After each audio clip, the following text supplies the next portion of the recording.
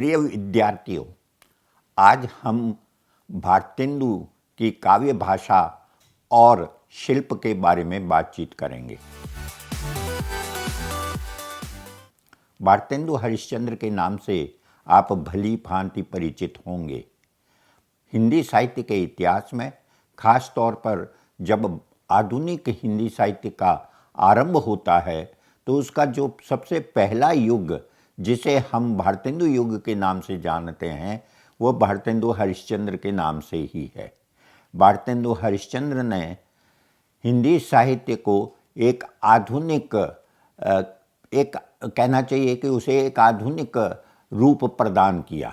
उन्होंने बहुत सारी नई विधाओं की शुरुआत की, खड़ी बोली गद्य में लेखन की शुरुआत की और उनके द्वारा जो पत्रिकाएं आरंभ हुई उन पत्रिकाओं ने भी हिंदी साहित्य के विस्तार और विकास में बहुत बड़ा योगदान दिया है। भारतेंदु हरिश्चंद्र बनारस के रहने वाले थे। एक बहुत ही संपन्न और इतिहास प्रसिद्ध परिवार से उनका संबंध था। 1850 ईस्वी में उनका जन्म हुआ था और केवल 35 वर्ष की छोटी उम्र में ही उनका देहांत हो गया था। लेकिन इन 35 वर्षों में ही उन्होंने बहुत सारे महत्वपूर्ण काम किए थे। खास तौर पर हिंदी साहित्य में उनका जो युगांतरकारी योगदान है उसे कभी भूला नहीं जा सकता। भारतेंदु ने जो शिक्षा दीक्षा प्राप्त की वो ज़्यादातर अपने घर पर रहते हुए। उनके पिता भी एक कवि थे और वे भी कवि थे, लेकिन उन्होंने गद्य में निबंधों की रचना की, उन्होंने कई व्यंग्य रचनाएं की और भी कई बहुत सारे नाटक लिखे जिनका उल्लेख हम आगे करेंगे। उन्होंने 3 महत्वपूर्ण पत्रिकाएं भी निकाली। 1868 ईस्वी में उन्होंने कवि वचन सुधा नामक साहित्यिक पत्रिका का प्रकाशन आरंभ किया। हिंदी में यह पहली महत्वपूर्ण साहित्यिक पत्रिका है। केवल 18 वर्ष की छोटी उम्र में उन्होंने ये पत्रिका निकाली थी। उसके बाद 1873 में उन्होंने हरिश्चंद्र मैगजीन नाम की पत्रिका निकाली जो बाद में हरिश्चंद्र चंद्रिका के नाम से जानी गई। और इसी तरह से 1884 में उन्होंने स्त्री शिक्षा के लिए एक महत्वपूर्ण पत्रिका निकाली, बाला बोधिनी। यह महिलाओं से संबंधित एक तरह से कहना चाहिए हिंदी में पहली पत्रिका कही जा सकती है। भारतेंदु का नेतृत्वकारी प्रभाव था।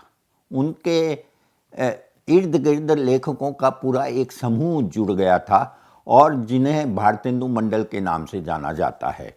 उनमें बालकृष्ण भट्ट, प्रताप नारायण मिश्र, बद्री नारायण चौधरी, प्रेमघन, राधाचरण गोस्वामी, ठाकुर जगमोहन सिंह, लाला श्रीनिवास दास आदि बहुत सारे लेखक जिनके कारण हम भारतेंदु युग के महत्व को समझ सकते हैं, वे इसी भारतेंदु मंडल से जुड़े हुए लेखक थे। भारतेंदु ने, जैसा मैंने आपको बताया, कविताएं लिखी, उन्होंने नाटक लिखे, उन्होंने निबंध लिखे और उन्होंने और भी कई तरह के लेखन किए थे जिनका उल्लेख अगर ज़रूरत हुई तो हम आगे करेंगे। उनके जो प्रसिद्ध काव्य संग्रह हैं उनमें प्रेम मल्लिका, प्रेम सरोवर, प्रेमाश्रु वर्णन, प्रेम माधुरी, प्रेम तरंग, प्रेम प्रलाप, विजय वल्लरी, विजय पताका, नए जमाने की मुखरी, उर्दू का स्यापा आदि ये उनके प्रसिद्ध काव्य संग्रह हैं। इसी तरह से उन्होंने कई सारे नाटक लिखे थे जिनमें सत्य हरिश्चंद्र, भारत दुर्दशा, नील देवी, पाखंड विडंबना, अंधेर नगरी, वेदिकी हिंसा, हिंसा न भवती आदि बहुत सारे उन्होंने नाटक भी लिखे।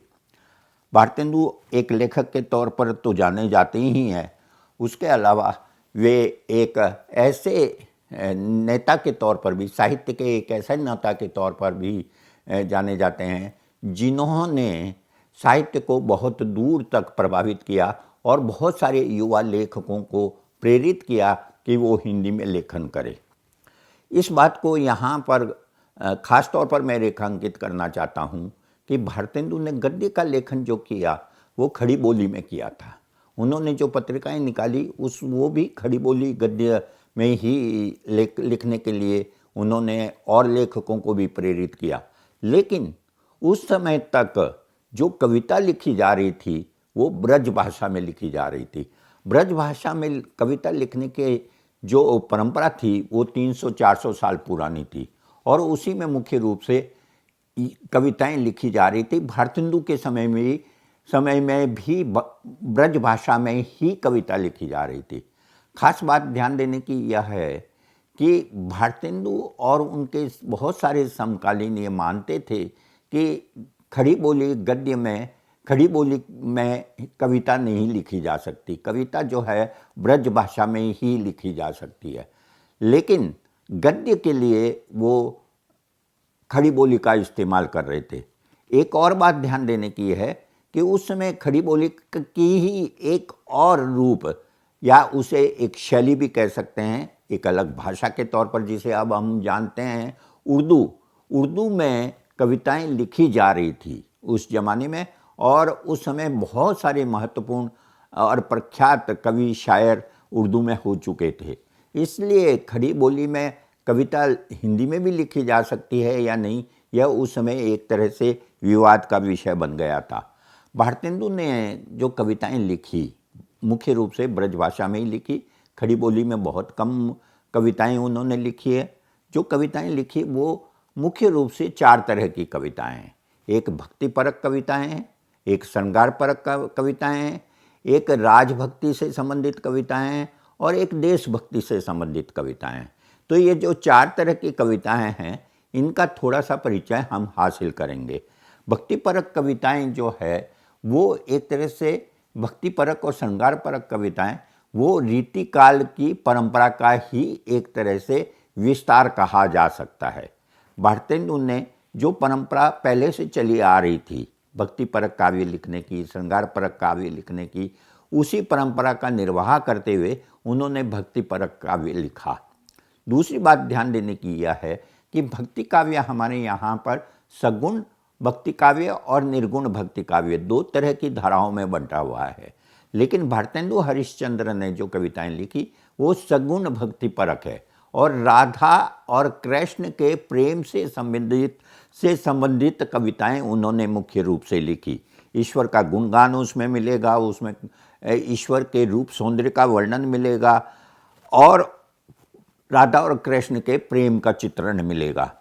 लेकिन उसका एक पक्ष यह भी है कि उन्होंने कुछ दार्शनिक कविताएं भी लिखी। दार्शनिक कविताओं का तात्पर्य यहाँ पर है कि वे खुद जो मान्यता उनकी थी उन मान्यता के अनुसार उन्होंने अद्वैतवाद का खंडन किया था और बहुत सारी कविताएं ऐसी लिखी जिसमें उन्होंने अहम ब्रह्मास्मि, मैं ही ब्रह्म हूँ, या ईश्वर केवल ईश्वर ही सत्य है, बाकी सब कुछ माया है, इस तरह के विचारों का उन्होंने खंडन भी किया था। उनकी इस तरह की एक कविता की कुछ पंक्तियां आपके सामने मैं प्रस्तुत कर रहा हूं।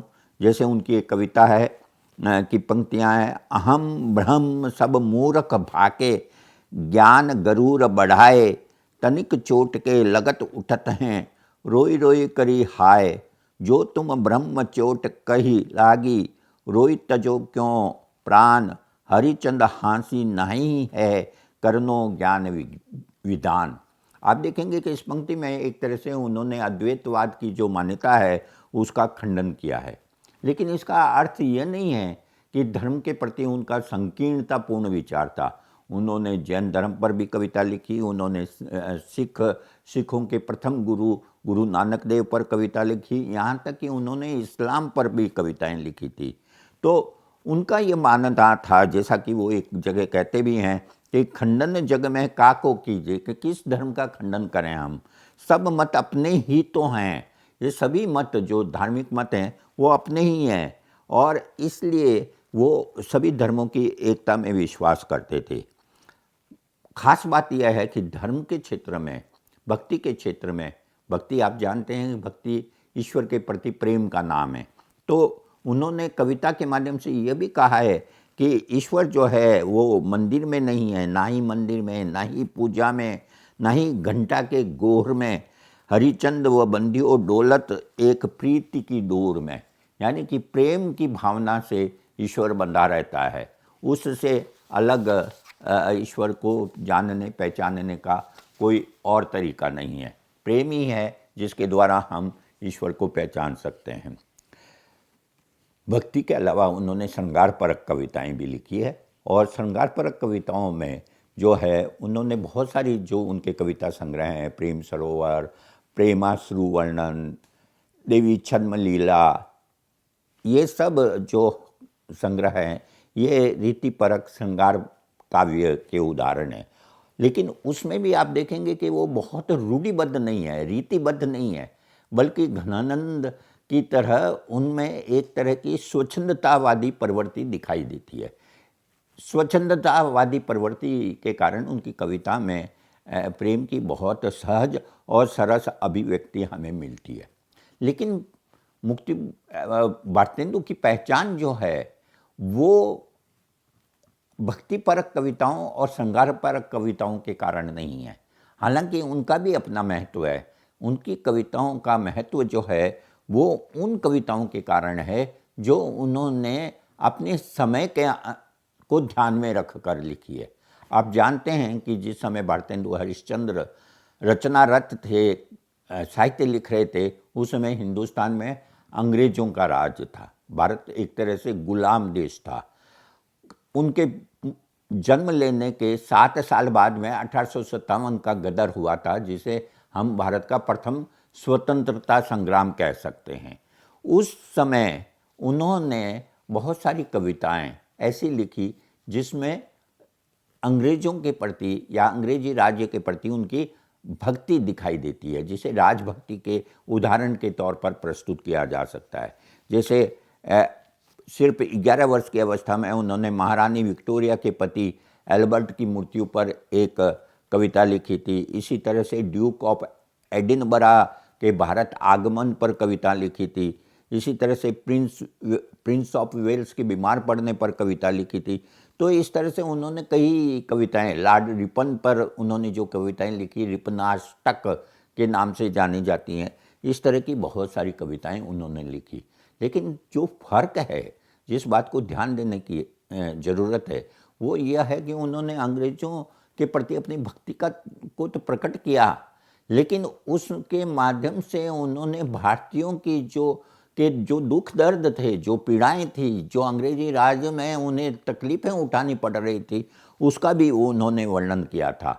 जैसे कि उनकी एक कविता की पंक्तियां देखिए, भरे नेत्र अंसुअन जलधारा, लें उसास यह वचन उचारा, क्यों आवत इत नरपति कुमारा, भारत में छायो अंधियारा।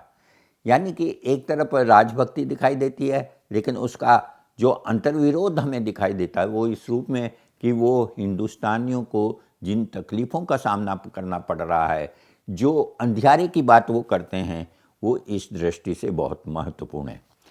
जैसे अफ़गान युद्ध पर उन्होंने कविता लिखी, और उस अफ़गान युद्ध पर कविता लिखते हुए उन्होंने अंग्रेज़ों की विजय का गुणगान किया, उन्होंने विजय पर खुशी जाहिर की, लेकिन साथ ही उन्होंने ये भी कहा कि इस युद्ध से हमें क्या फ़ायदा है, हमें इससे क्या मिलने वाला है। तो इस तरह से एक राष्ट्रीय भावना उनके अंदर उनकी कविताओं के माध्यम से बराबर व्यक्त हुई है। जैसे एक उनकी मुखरी है, बहुत ही प्रसिद्ध, आप लोगों ने ज़रूर पढ़ी होगी, कि भीतर भीतर सब रस चूसे, हंसी हंसी के तन मन धन मुँह से, जाहिर बातन में अति तेज, क्यों सखी सज्जन नहीं अंग्रेज। तो अंग्रेज़ों पर एकदम सीधा व्यंग्य उस जमाने में किसी अन्य कवि ने के काव्य में हमें देखने को नहीं मिलता। तो इस बात को हमें ध्यान में रखना चाहिए कि जरूर राजभक्ति उन्होंने ज़रूर व्यक्त की, लेकिन उस राजभक्ति में एक तरह की राष्ट्रभक्ति भी नहीं थी, अपनी देश की चिंता थी, और अपने देश की चिंता ने उन्हें लगातार ऐसी बातें कहने के लिए विवश किया, या ऐसी बातें कहने के लिए प्रेरित किया जो हिंदुस्तान के नागरिकों, यहाँ के रहवासियों को जो तकलीफ़ें अंग्रेजी राज के ज़माने में उठानी पड़ती थी, उसे वो व्यक्त कर सकें। अब हम इस बात पर चर्चा करें कि भारतेंदु ने जो काव्य लिखा, उस काव्य भाषा के बारे में हम क्या देखते हैं। मैंने जैसा आपको बताया कि भारतेंदु जो है वो ब्रज भाषा में उन्होंने कविताएं लिखी थी। ब्रज भाषा में इसलिए कि उस समय परंपरा ब्रज भाषा में कविता लिखने की ही थी। उन्होंने भक्तिपरक कविताएं, श्रृंगारपरक कविताएं, दोनों का लेखन जो है मुख्य रूप से ब्रज भाषा में किया, क्योंकि वो मानते थे कि कविता ब्रज भाषा में ही की जा सकती है। जबकि बहुतों का यह मानना था कि गद्य की भाषा और पद्य की भाषा, यानी कि काव्य की भाषा और गद्य की भाषा अलग अलग नहीं होनी चाहिए। जिस भाषा में हम गद्य लिखते हैं उसी भाषा में कविता भी लिखनी चाहिए। लेकिन उन्होंने ऐसे जब प्रयास किए, जब खड़ी बोली में कविता लिखने की कोशिश की, तो उनके अनुसार बात कुछ बनी नहीं। जैसे उन्होंने एक भक्तिपरक कविता लिखने की कोशिश की, उसकी 2 पंक्तियां वो उद्धृत करता हूं मैं आपके सामने उनकी। भजन करो श्री कृष्ण का मिलकर के सब लोग, सिद्ध होगा काम और छूटेगा सब सोग। अब आप देखेंगे कि जो कविता वो लिख रहे थे ब्रज भाषा में, और उसमें जो मार्मिकता थी, जो कलात्मकता थी, वो इस कविता में नहीं है। खुद भारतेंदु के शब्दों में यह एक तरह से भोंडी कविता का उदाहरण, एक कहना चाहिए कि बहुत ही सामान्य कोटि की कविता का उदाहरण है। इस तरह से हम देखते हैं कि भारतेंदु ब्रज भाषा में ही कविता लिखते हैं, लेकिन इसका मतलब ये कदापि नहीं है कि उनकी ब्रज भाषा वही है जो रीतिकाल के कवियों की ब्रज भाषा है। नहीं, उन्होंने ब्रज भाषा में भी कई तरह के प्रयोग किए, उसमें कई नए परिवर्तन किए। सबसे बड़ी चीज़ यह है कि उनकी ब्रज भाषा में वैसे शब्दों का प्रयोग नहीं था जो रीतिकालीन कविता में हमें देखने को मिलते हैं। यानी कि जो अपभ्रंश, प्राकृत के शब्द ब्रज भाषा में चले आ रहे थे, उसकी जगह उन्होंने बोलचाल के शब्दों का प्रयोग किया। उन्होंने ब्रज में जरूर लिखा, लेकिन ब्रज में लिखते हुए इस बात को ध्यान रखा कि ऐसे शब्दों का ही प्रयोग करें जो सबकी समझ में आए।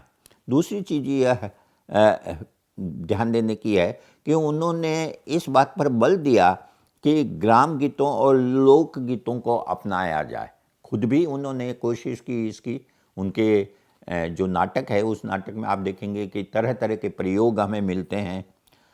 एक और चीज़ जो महत्वपूर्ण है, भारतेंदु हरिश्चंद्र ने एक लंबी कविता लिखी थी उर्दू का स्यापा नाम से। वो उर्दू के विरोध में लिखी हुई कविता थी, लेकिन वो खुद भी उर्दू जानते थे और उन्होंने उर्दू में कविताएं भी लिखी। रस्सा नाम से उन्होंने उर्दू में बहुत कुछ लिखा है और उर्दू पर उनका बहुत अच्छा, कहना चाहिए कि उर्दू कविता भी उनकी काफ़ी प्रभावशाली है। हालांकि उर्दू में कविता उन्होंने बहुत कम लिखी है। तो इस तरह से हम देखते हैं कि भारतेंदु के यहाँ पर काव्य भाषा को लेकर हमें कई रूप मिलते हैं। ब्रज भाषा है, भक्तिपरक कविता है, श्रृंगारपरक कविता है, लेकिन वह उसमें जो भाषा है वो रीतिकालीन नहीं है, बल्कि भारतेंदु के अपने समय की है। सरल, सहज और ऐसे शब्दों से उन्होंने गुरेज किया है, ऐसे शब्दों को अपनाने से वो बचे हैं जो कठिन हो। उन्होंने सहज सरल भाषा का प्रयोग ब्रज भाषा में किया है। दूसरा, उनका उद्देश्य यह था कि कविता ज़्यादा से ज़्यादा लोगों तक पहुँचे, इसलिए उन्होंने लोकगीतों, ग्राम गीतों का प्रयोग करने पर बल दिया।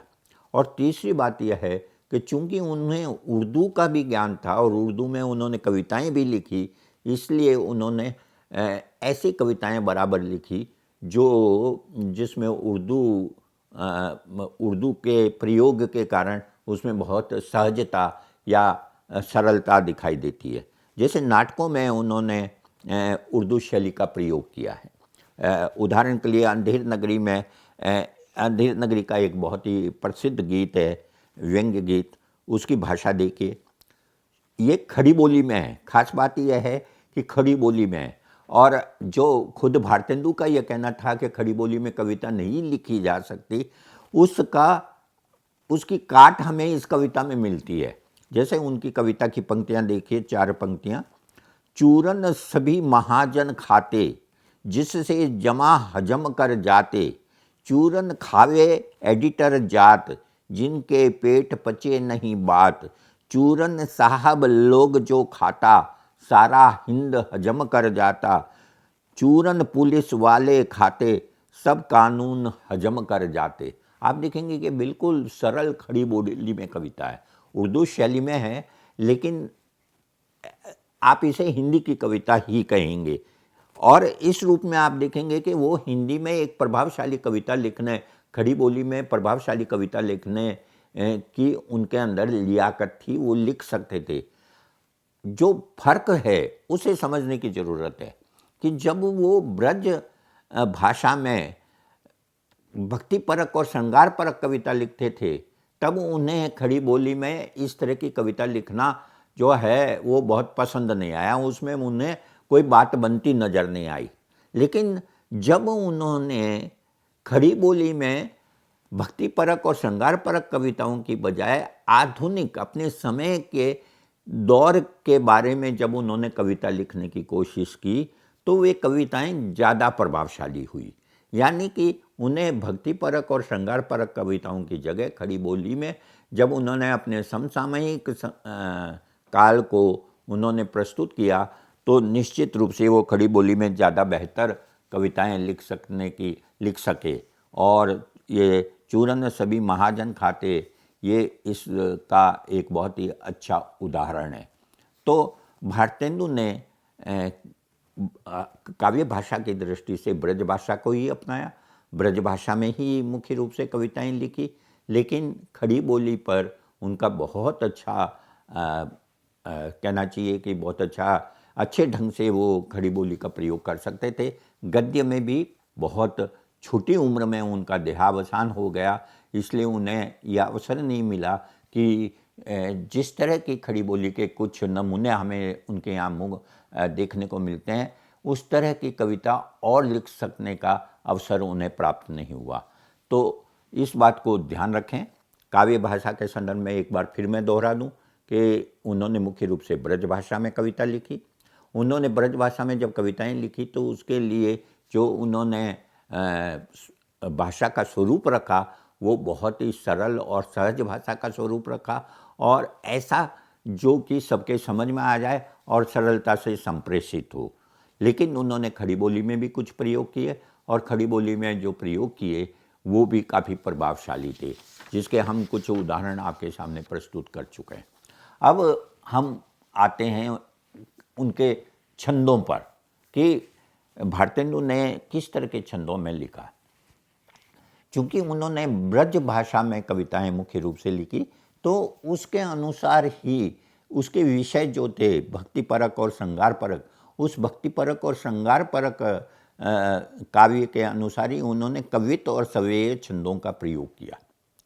और दूसरी चीज़ जो भक्ति काल से और रीतिकाल से बड़ा फर्क उनके यहाँ दिखाई देता है कि जहाँ भक्ति काल में बहुत सारे कवियों ने, जैसे गोस्वामी तुलसीदास ने प्रबंध काव्य लिखा, या सूरदास ने लिखे तो मुक्तक ही, लेकिन उसके माध्यम से कृष्ण के जीवन के बहुत सारे प्रसंगों को उन्होंने काव्य में जगह दी।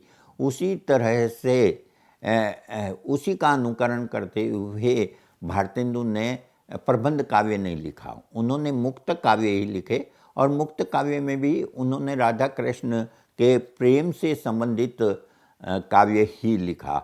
ऐसा काव्य नहीं लिखा जो जिसे हम कह सकें कि जिसमें बाल वर्णन भी हो, वात्सल्य का भी वर्णन हो, या और घटनाएं जो कृष्ण के जीवन में घटित हुई हो उन पर लिखा हो। ऐसा बहुत कम हुआ है। मुख्य रूप से उन्होंने ऐसा काव्य लिखा जो राधा और कृष्ण के प्रेम को व्यक्त करने वाला था, या कुछ दार्शनिक किस्म का काव्य जिसमें ईश्वर संबंधी जो अवधारणाएं उनकी थी, उन अवधारणाओं को प्रस्तुत करने वाला काव्य लिखा।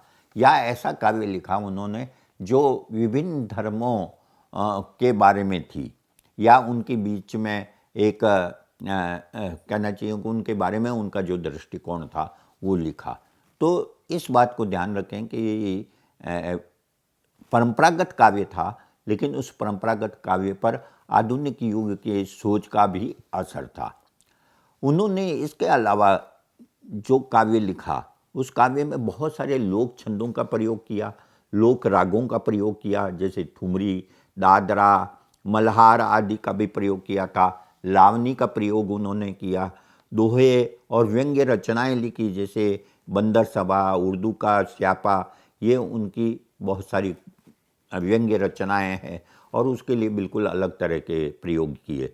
मुकरी, उन्होंने बहुत सारी मुकरी लिखी है और वे मुकरी की परंपरा जो थी वो बहुत पुरानी परंपरा है, लेकिन उन्होंने नए ज़माने की मुकरी के नाम से उन्हें लिखा और बिल्कुल नए ढंग की मुकरी उन्होंने लिखी।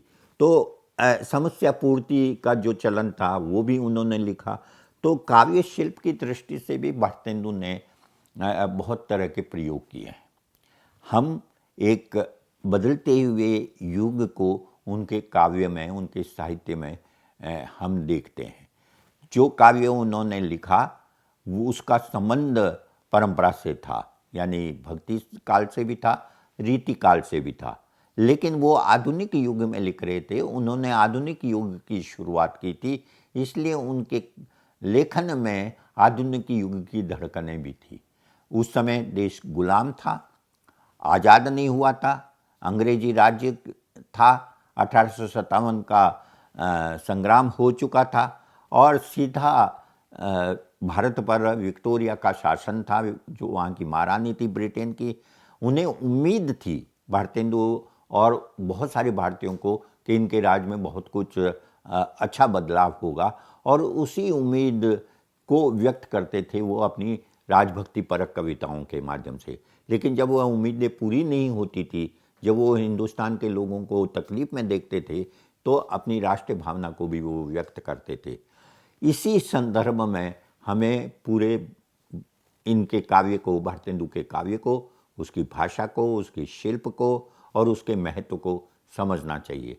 भारतेंदु एक युगांतरकारी लेखक थे, एक युग प्रवर्तक लेखक थे और इसी रूप में आप इनका अध्ययन करें, आप इनके महत्व को समझें। इसी आशा के साथ मैं अपना यह वक्तव्य समाप्त करता हूँ। धन्यवाद।